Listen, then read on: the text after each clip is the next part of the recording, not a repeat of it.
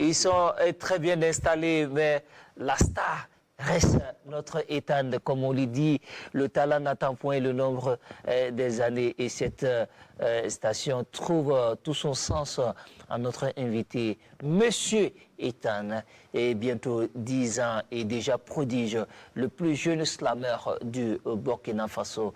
Ethan fait la classe de CM1 à l'école Bangré 1. C'est ça, non? Oui. Voilà. Et puis à l'état civil, c'est Ouango, Nerdimda, Ethan, Abraham. C'est joli. Merci. Ethan, ça va? Oui, ça va. Tu as bien dormi? Oui. Ouais. Ethan est grand slammer. Comment toi tu as commencé le slam, dis-moi? Bon, au début, je ne savais pas que j'allais devenir slammer. Oui, Et puis tout est parti avec un concours régional. oui, Et puis j'ai été élue meilleure oui. en poésie. Et après maintenant, on a commencé à m'inviter Ouais. pour des prestations Ouais. à l'occasion de cérémonies. Ouais.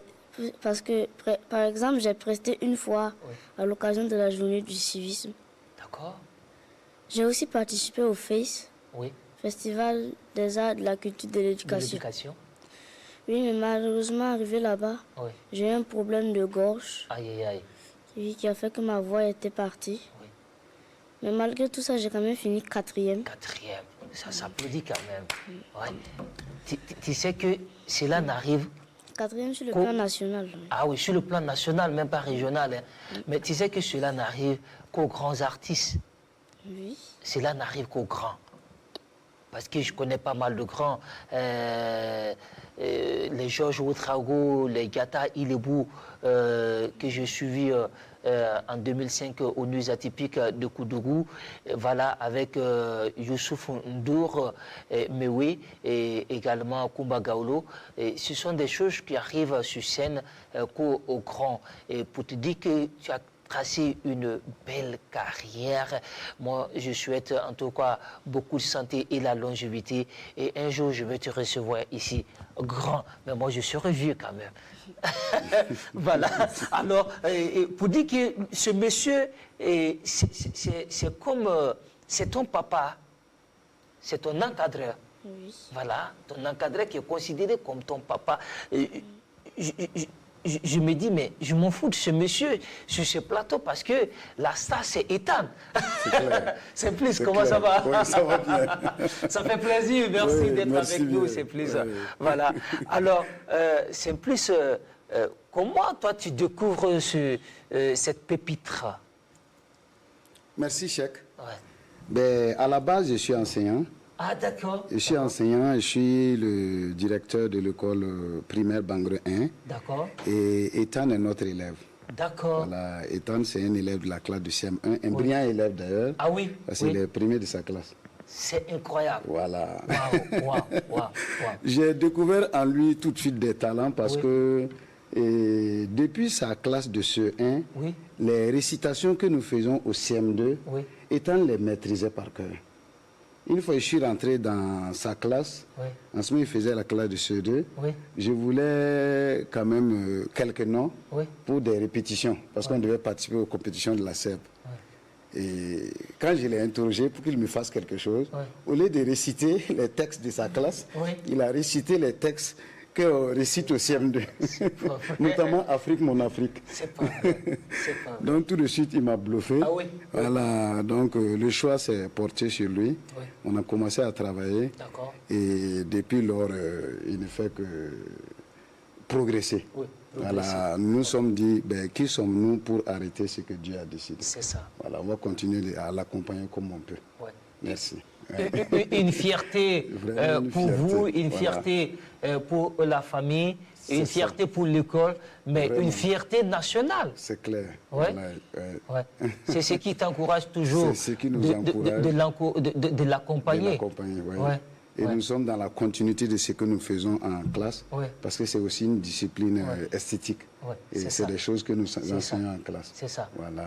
Alors, Ethan, comment toi tu es avec tes autres camarades? Est-ce que tu te vois comme un jeune garçon de 10 ans ou bien tu te vois déjà comme une grande star? Je me vois comme un garçon de 10 ans, Ouais. tout comme eux, Ouais. un élève normal qui étudie. Ouais. Parce qu'à l'école, on fait tout ensemble. D'accord. On étudie ensemble, on joue ensemble. Ah ouais, tu joues, hein? Oui. Mais aujourd'hui, tu es une fierté nationale, il faut le dire, il faut l'accepter également. Et tu es plébiscité, tu presses un peu partout devant des autorités. Et qu'est-ce que cela, toi, te fait? Bon. Moi, en tout cas, ça me fait plaisir Oui. de savoir qu'ils m'ont invité Oui. pour pouvoir les faire plaisir à eux. Wow. Ouais. Ouais. Et là, tu te prépares comment avant d'aller à une prestation? Quand on m'invite à une prestation, Oui. on me donne un terme. Oui. Et à l'aide de M. Simplice Zeba, Oui. il m'aide à écrire le texte. D'accord. Ensuite, je l'apprends par cœur. Oui. Ensuite, on le prépare. Ouais. Maintenant, le jour de la prestation, Ouais. je vais montrer Ouais. ce que j'ai appris. Ce que tu as créé. Ce que j'ai créé. Parce que ça, c'est une création. Oui. C'est une création, surtout le slam. Pourquoi toi, tu as choisi le slam pour t'exprimer? Pourquoi pas un autre style de musique? J'ai choisi le slam parce que j'ai plutôt la parole. Ouais. Je ne suis pas trop sur le chant. Ouais. J'ai plutôt la parole, un récital. Ouais. Oui. Et qui est ton idole parmi les slameurs? Bon, je ne peux pas citer de nom Mais c'est tout le monde. parce que je ne m'intéresse pas à la musique. Et maintenant, comme maintenant je vais du domaine du récital vers la musique, c'est-à-dire vers le slam, le rap, c'est là maintenant que j'ai commencé à m'intéresser à la musique, au slameur. Voilà. Ouais. Nous avons Ombre Blanche, nous avons Malika la slameuse, nous avons Naël. On a pas mal de grands slameurs ici au Burkina Faso qui font vraiment la fierté. Tu nous as préparé pas mal de slams aujourd'hui. Moi, j'ai vraiment hâte de t'écouter. Hein. Tu peux déjà nous faire quelque chose. On aura quand même 2 à 3 slams avec toi. Qu'est-ce que tu vas nous proposer d'abord en première? En premier, je vais vous proposer un texte qui porte sur la culture et la mobilisation de la jeunesse pour la défense de la patrie. Waouh! C'est plus. Félicitations quand même. Merci bien. Ah oui, je ne pense pas écouter, mais félicitations. Merci bien. Ah oui. Donc, nous sommes à toi, la star. Malgré mes 10 ans, c'est comme si j'y étais. Car j'ai la nostalgie de ce temps. Ce temps qui m'a été savamment compté par mes parents. Ce temps où dans nos sociétés, les joies et les peines se partageaient. Ce temps où le village était un havre de paix. Ce temps où aux initiés, le tambour sacré parlait. Je me souviens encore de ce temps où grand-père faisait pleuvoir, où grand-mère était une encyclopédie de savoir, où nos ancêtres étaient pleins de pouvoir. La civilisation coloniale de nos jours a tout transpercé et notre génération en est maintenant égarée.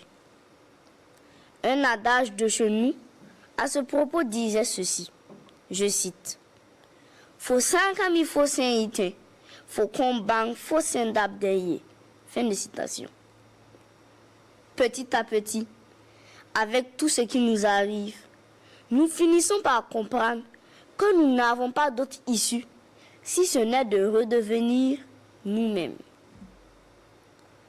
Pendant que le combat des armes se mène au front, il est fondamental pour nous de créer un autre front, celui de la culture.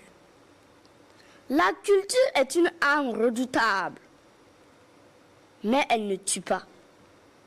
Au contraire, si elle est bien exploitée à travers un brassage et une cohésion sociale réussie, elle soigne, elle pince les plaies, elle pénètre les mentalités les plus barbares et les désintoxique. La culture ressuscite même les morts. Pour y parvenir, le rôle de la jeunesse est très déterminant. Jeunesse du Faso, réveille-toi. J'accuse ton oisiveté, ta cécité. Je t'accuse d'être à l'origine de tes maux. Je t'accuse de vouloir accuser, de chercher à inculper, de vouloir te disculper, de favoriser ta manipulation, d'être indifférent à ce qui te préoccupe. Je t'accuse d'être trop obséquieux, d'être insensible à ta perte. Je t'accuse d'être hypersensible à n'importe quel type de web influenceur. Quand prendras-tu conscience de tes responsabilités? Te rendras-tu jamais compte que tes intérêts et ceux de tes descendants sont mis en jeu? Sauras-tu jamais dire non? Quand tu vas à la dérive, je t'appelle à l'action. Si l'impérialisme a peint ton pays en rouge, arme-toi de ton pinceau et donne à ta nation la couleur qui est la sienne. Redresse-toi, jeunesse. Prends ton stylo et écris. De Yenega à Sankara en passant par Babemba, écris. Écris l'épopée de tes aïeux. Vas-y, jeunesse. C'est à toi que je m'adresse. Arme-toi de ton micro. N'oublie pas ton drapeau. Monte au créneau. Chante l'hymne de la victoire de ton peuple et fais retentir l'écho dans le temps afin de troubler à jamais le sommeil du mécréant. Jeunesse du Faso, produis et consomme tes produits locaux. Porte tes habits traditionnels. Prends ta caméra et montre aux autres la diversité et la beauté de ta culture. Oh, jeunesse intègre, réponds présent quand ta nation t'appelle. La survie de cette terre, la terre de ta mère, oui, la terre intègre de ton père, la terre qui a vu enterrer tes ancêtres. La survie de cette terre sacrée repose sur tes épaules. La patrie ou la mort, nous vaincrons. C'était Wango Ethan, le parolier des enfants, sous l'œil bienveillant de Simplice Zeba. No comment, c'est incroyable, c'est incroyable. Et est-ce qu'on ne peut pas demander au ministère de la Culture de faire, de clipper ce titre-là? Est-ce que vous avez commencé les démarches? Parce que là, moi, j'appelle le ministre de la Culture vraiment avoir un regard particulier sur cet enfant, sur ce bonheur. Parce que Ethan, j'imagine Ethan dans 10 ans, pour le Burkina Faso. Je ne sais pas si c'est aussi ta vision, Simplice. Ma vision, elle est vraiment dans le long terme. Ouais. Et ce que j'imagine, ce que je pense pour Ethan, c'est énorme. Absolument. C'est énorme parce que j'ai vu que cet enfant-là, il a une grande capacité de mémorisation, ouais, et il a quelque chose dans le rendu. Surtout, voilà. Surtout la il a manière quelque chose qu'il dégage. C'est incroyable. Vraiment, c'est difficile à expliquer. Voilà. Et je sais que si on lui donne l'occasion, s'il a l'encadrement qu'il faut, nous sommes un peu des gens qui sont tombés comme ça dedans, voilà, des novices. S'il a l'encadrement des professionnels, s'il est bien entouré, il peut faire des merveilles. Je vous assure que après cet entretien, après ce passage à l'émission, vous allez avoir des grandes surprises pour la carrière d'Ethan. Amen. On dit qu'Ethan a 10 ans. Moi, j'ai l'impression quand même qu'on a oublié un 0. On dirait qu'Ethan doit avoir 100 ans. Hein, Ethan? Non, c'est 10 ans. Parce que quand tu slams, on a l'impression que tu es possédé, tu n'es plus cet enfant de 10 ans.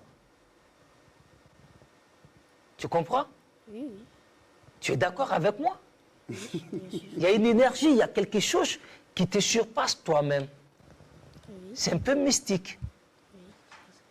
Alors aussi, les gens seront encore étonnés parce que Ethan aussi, il fait aussi le karaté. Il fait le karaté. Oui. Ouais. Il fait aussi le karaté. Ceinture bleue. Oui, c'est ça. C'est quel dozo? Le club, c'est quoi? Juru Club de Sankukai. D'accord. Et puis également un excellent footballeur. Oui. Ethan, Ouais. il est vraiment... Tu fais partie aussi du centre de formation minime de choses RCK. des RCK. Oui. Qu'est-ce que finalement toi tu veux faire plus tard? Bon, moi, avant que je ne commence à slammer, Oui, mon rêve c'était de devenir footballeur. oui, C'est pour ça que je me suis inscrit à Ouais. RCK. d'accord. Et maintenant, comme j'ai eu maintenant le slam, Oui, je suis toujours en train de réfléchir oui, sur ce que je vais faire plus tard. oui. Tu pourras tout faire. Football, karaté, islam. Merci beaucoup, Simplice, de passer nous rendre visite. Et je vous assure, s'il vous plaît, revenez encore une fois de plus nous voir ici en plateau, parce que le temps est très court pour découvrir tous les potentiels de ce grand monsieur. Merci, Ethan. Merci. Ethan,